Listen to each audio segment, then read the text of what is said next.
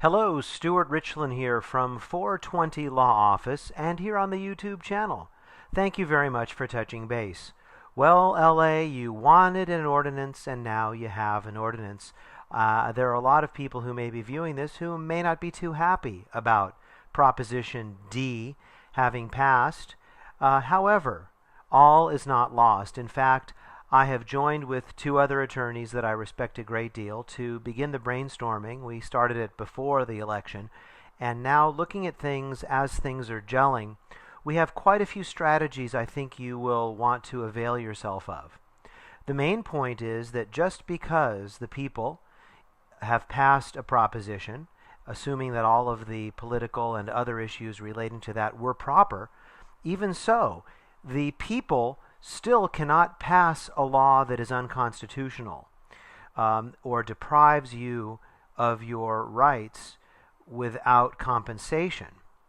So it may be that the city of Los Angeles, in trying to close 800 collectives, may find itself facing 800 lawsuits for damages for the closing of the companies. This is called compensation, just compensation for a taking. The basis for the taking is that these companies would be categorized as pre-existing, non-conforming uses. So that would be the theory in part. So there are other theories as well. And I have a feeling that there will be some negotiation and that the fat lady hasn't really sung yet. Of course, another consideration in this matter is the fact that we have a new mayor and we have new attorneys for the city that may make different decisions. A new regime could mean a different enforcement policy.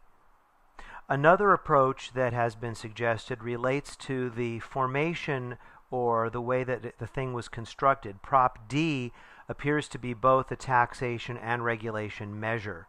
So there is some controversy about blending those two.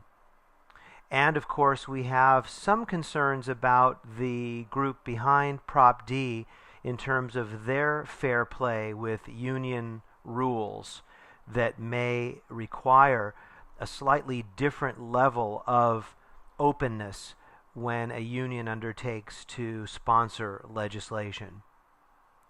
And just the language of Prop D itself is subject to challenges for vagueness, which is an unconstitutionality because it therefore fails to give due process, as well as for other grounds, including failure to provide for the aforementioned compensation for anyone whose collective is threatened with closure.